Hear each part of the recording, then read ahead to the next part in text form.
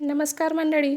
अगदी मस्त झणझणीत गावरान चवीची झणझणीत अशी आज आपण मटण करणार आहोत. तर व्हिडिओ स्किप न करता शेवटपर्यंत नक्की बघा. आवडल्यास लाईक करा, शेअर करा आणि सबस्क्राईब करायला विसरू नका. अगदी कुकरमध्ये न शिजवता मस्त अशी झणझणीत चवीची ही गावरान मटण करी कशी करायची ते बघूया. चला तर मग. तर सर्वात आधी आपण मटणासाठी एक वाटण करूया. तर वाटणामध्ये 2 ते 3 बारीक चिरलेला कांदे, लसूण, मिरची, अद्रक आणि काही सुखे मसाले. त्यामध्ये तेजपत्ता, धने, जिरं, मेंढी विलायची, कलमी, हे तुम्हाला आवडणार ते मसाले तुम्ही घेऊ शकता. तर यांना अगदी छान झणझणीत वास सुटेपर्यंत, छान गोल्डन कलर येईपर्यंत आपल्याला थोडं तेल टाकून भाजून घ्यायचं आहे आणि अगदी याचं बारीक वाटण करून घ्यायचं आहे. चला तर अशा प्रकारे इथं तेल गरम झालेलं आहे आणि आपल्याला या तेलामध्ये आपण जे वाटण तयार केलं ते वाटण अगदी आपल्याला 2 ते 3 मिनिटासाठी छान परतून घेऊया. अगदी तेल छान कडक करून घेतलं मी, जेणेकरून मसाला हा छान मस्त असा लवकर परतल्या जाईल. तर इथं आपला मसाला छान परतून झालेला आहे, छान कलर चेंज झालेला आहे. नंतर यामध्ये आपल्याला काही मसाले टाकायचे आहे. तर त्यासाठी अर्धा चम्मच मटण मसाला, अर्धा चम्मच धने पावडर आणि अर्धा चम्मच हळद. आपल्याला सर्व छान एकजीव करून घेऊया.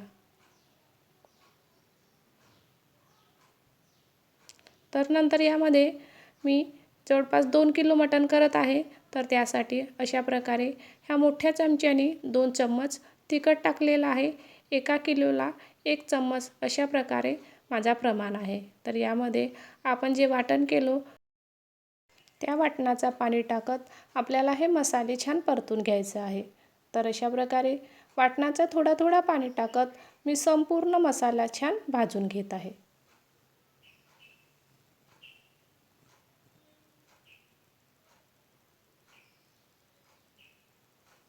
तर अशा प्रकारे आपण पाणी टाकत थोडं थोडं पाणी टाकत मसाला भाजत गेलो तर मसाला अजिबात चिपकणार नाही. तर इथं आपला मसाला अजून पूर्णपणे तयार झालेला नाही आहे. तर नंतर यामध्ये मी जवळपास 2 ते 3 चम्मच मीठ टाकत आहे आणि पुन्हा आपल्याला सर्व साहित्य छान एकजीव करून घ्यायचं आहे. नंतर यामध्ये अर्धा चम्मच मी गोडा मसाला टाकून आपल्याला हे सर्व मसाला अगदी छान 2 ते 3 मिनिटासाठी आपल्याला शिजवून घ्यायचं आहे. अगदी कढईला तेल उतेपर्यंत मसाला छान शिजवून घेऊया. तर तुम्ही इथं बघू शकता मसाला छान शिजला गेलेला आहे. छान वर तेल आलेलं आहे आणि मसाला छान दाणेदार झालेला आहे. अजिबात मसाल्याला चिकटपणा नाही आहे. तर इथं ह्या स्टेजवर आपल्याला मटण टाकायची आहे. तर अशा प्रकारे मी इथं संपूर्ण मटण टाकून घेत आहे. जवळपास 2 किलो मटण आहे. तर इथं मटण छान स्वच्छ धुवून आधीच मी पाणी नितळायला ठेवलं होतं. तर तुम्ही मटण करण्याची तुमची पद्धत कशी आहे मला हे कमेंट करून नक्की सांगा. तुम्हाला कुकरमधला मटण आवडतो का की असं गंजात केलेलाच मटण आवडतो हे मला कमेंट करून नक्की सांगा. चला तर मग इथं सर्व साहित्य छान एकजीव करून घेऊया आणि जवळपास 5 ते 6 मिनिटासाठी आपण हे मटण शिजवून घेऊया. तर तुम्ही इथं बघू शकता 5 ते 6 मिनिटं झाली आहे आणि मटण अशा प्रकारे छान पाणी सुटलेलं आहे मटणाला. मटण शिजायला अजून भरपूर वेळ आहे, पण मटण टाकल्यानंतर भरपूर प्रमाणात पाणी सुटतो आणि आपल्याला त्याच पाण्यामध्ये आपल्याला मटण ही पूर्णपणे शिजत ठेवायची आहे. तर अशा प्रकारे मी जवळपास 5-5 किंवा 10-10 मिनिटांनी भाजीला कंटिन्यू घाटत पूर्णपणे भाजी शिजवून घेतली. तुम्ही बघू शकता अगदी मटण छान सुकं झालेलं आहे, अजिबात पाणी नाही आहे.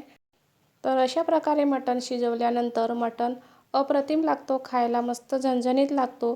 तर नंतर यामध्ये आपल्याला रस्सा कितपत करायचा आहे त्याच्यानुसार आपल्याला पाण्याचा वापर करायचा आहे. चला तर मग इथं आपलं मटण तयार आहे. अगदी छान पूर्णपणे मटण शिजलं गेलं आहे.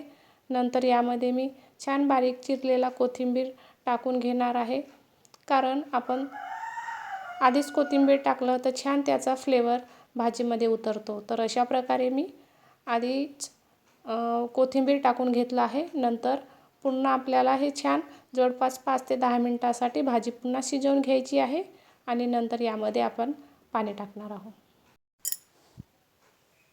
चला तर मग अशा प्रकारे इथं मी जवळपास आवश्यकतेनुसार जवळपास 2 ते 3 ग्लास पाणी टाकत पुन्हा भाजी जवळपास 5 ते 10 मिनटासाठी शिजवून घेतली आहे.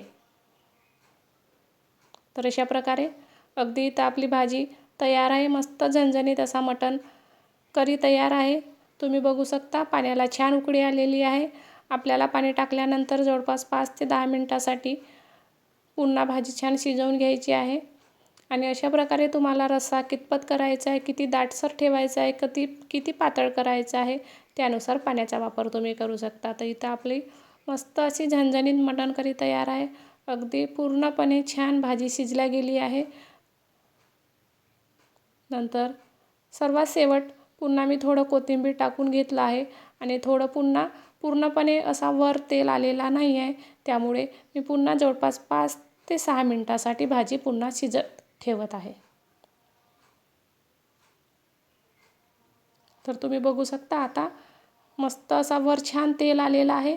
छान अशी मस्त झणझणीत रस्सा तयार झालेला आहे आणि आपले अगदी मस्त झणझणीत मटण तयार आहे. तर अशा प्रकारे अगदी गावरान चवीची मस्त झणझणीत ही मटण करी तुम्हाला कशी वाटली मला हे कमेंट करून नक्की सांगा.